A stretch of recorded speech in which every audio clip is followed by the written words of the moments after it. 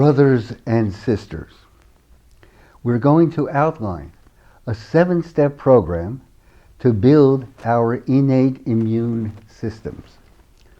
It starts with the premise of natural medicine that wrongful feeding is the primary cause of illness. And if that is so, then these times demand that we make every meal count. Unbelievably, almost 80 million Americans, 42% of the population, are obese. And over and above that, 30% are overweight.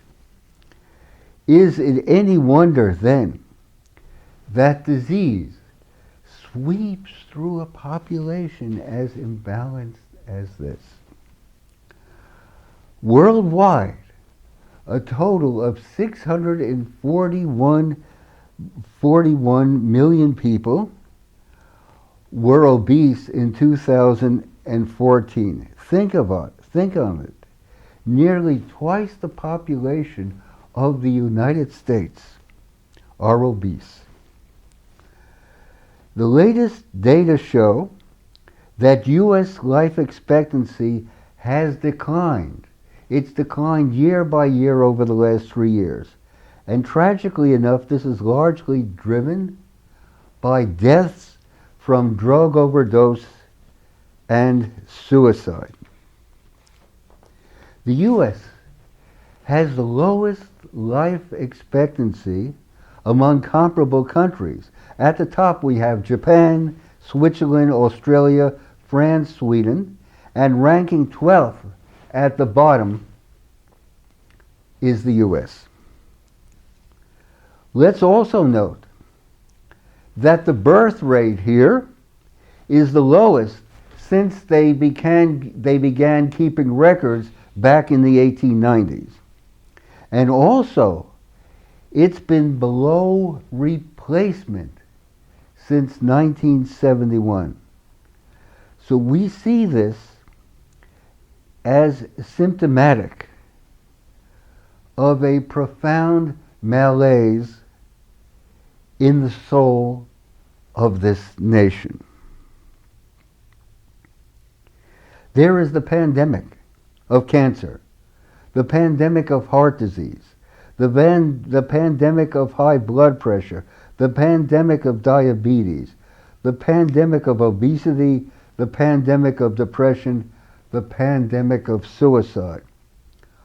All stem from a profound imbalance in how we live, how we relate to one another, and how we eat. Isn't it peculiar that all the attention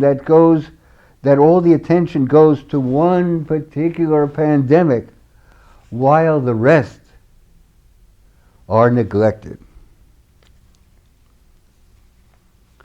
Could it be that the all-pervasive fear, bordering on hysteria, that we see everywhere is based upon a realization deep down of how imbalanced, how estranged we have become?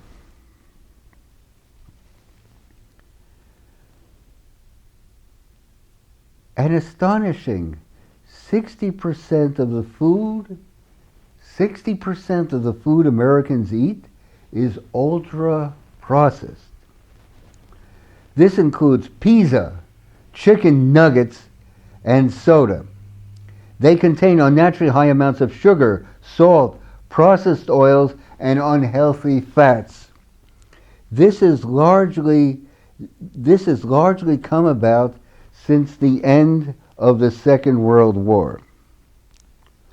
Therefore, our first step in our 7-step program is to avoid ultra-processed junk food, sugary beverages, and vegetable oils.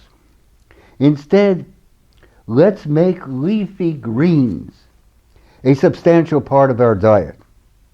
The best are, of course, those that you grow yourself And in addition, drink plenty of spring water. All the food you eat should be organic, and it's sad and tragic that the organic label is no longer enough.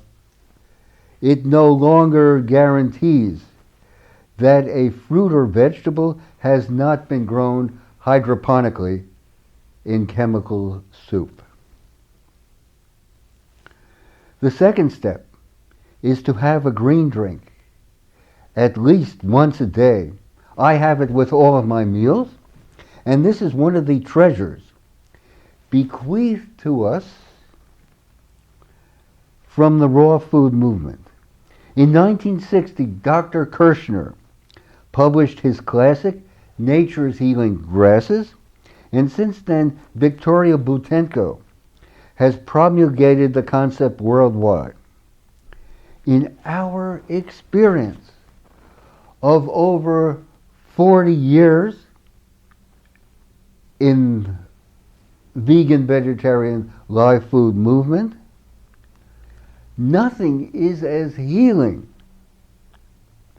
as finely divided greens. So let's get going. Let's make a green drink. And we're going to start first by putting some spring water in a blender. Mountain Valley is simply the best. They've been going since 1871. So we're going to put some spring water in the blender, maybe about a couple cups. Okay. And then we're going to create, right before our eyes, some almond milk. We're taking our Living Tree Alive Organic almond butter, and we're adding a heaping tablespoon or two. There we go.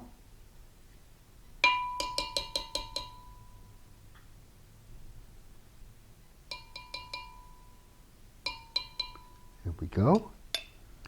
And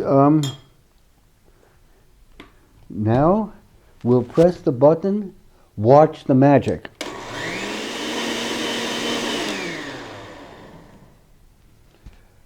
There we have it. There we have it. Alive, organic almond milk. You've made it, it's too easy to make and so much less expensive than if you had to buy it in a store where it's been sitting in a shelf for who knows how many eons. Well, we have our almond milk base, so let's begin. And let's begin first with some dandelions. We're going to put some alive organic dandelions into the almond milk. Okay. And then we're going to, and here is a wonderful curly leafed kale. Kale, all agree, is one of the healthiest greens you can partake of. So we're going to put some kale greens in there, and then we're going to give it a whirl. Okay, beautiful. Okay. And then we're going to add a beautiful red kale. Okay, red kale. And then what about some romaine? Isn't this a beautiful romaine lettuce? We're going to add a couple leaves of lettuce. Okay.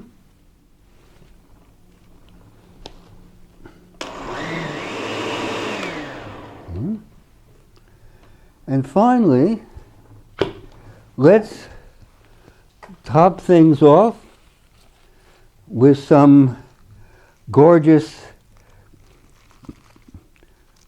alive organic spinach. Beautiful spinach.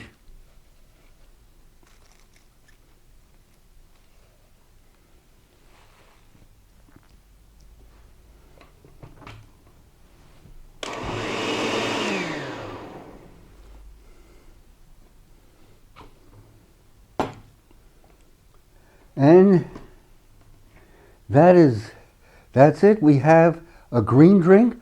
Partake of it right away. If you have to keep it in the refrigerator for the next meal because you made too much, that's okay. But don't keep it longer than that. But here it is. Nothing can be more healing, more vibrant and alive than finely divided greens. A legacy, as I say, from the raw food movement. The third step is fasting. It's the royal road, a wonderful way to renew and to regenerate.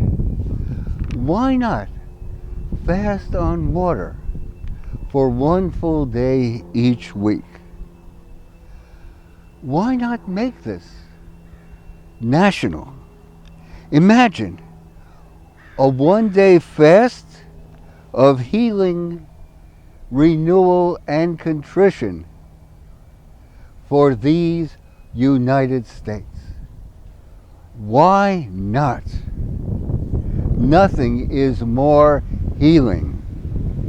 And just now, I've just come off a fast of a day, and I feel so filled with energy and vitality.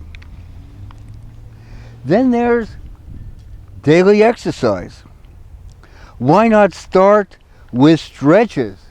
Some sort of stretch. Just don't go to breakfast and so on, but do some sort of stretches before breakfast every morning.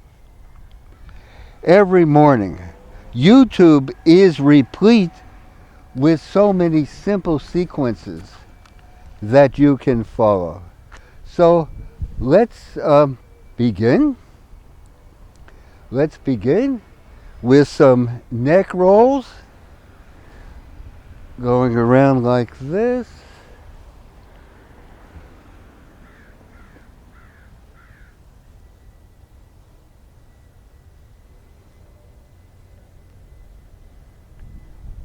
There, up, down, up, down. Some very, very simple stretches. Some stretches out there. Just stretch that out. It's so vivifying. And let's do some shoulder rolls. Then out there like this. Out there like shoulder rolls, and chest contracted and expanded, chest contracted and expanded. And then some let's do some leg work, if you will.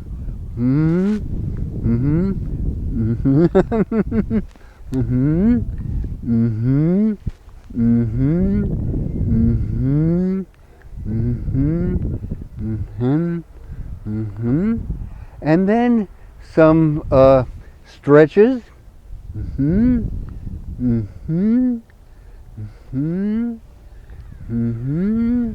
And let's expand that a little.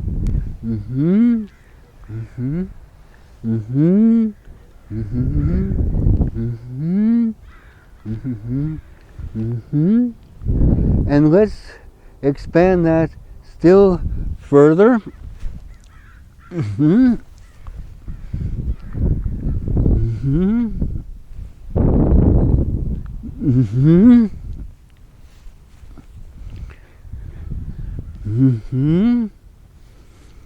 And let's get down on the ground, looking up, but of course, looking up.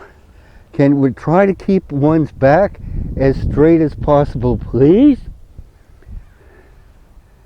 And then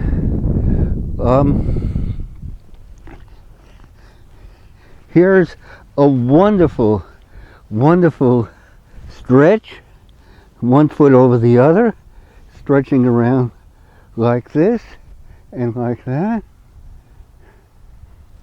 Okay, and now let's reverse that, please.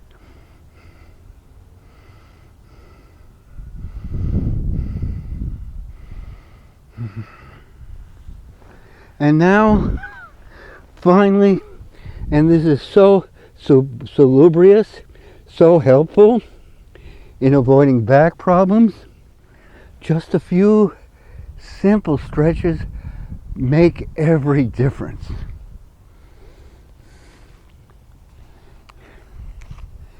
And imagine a national day of calisthenics everywhere. What a difference that would make. And then, in these times, it's especially important to make sure that our vitamin D level is optimized. So whenever we can, let's do some sunbathing.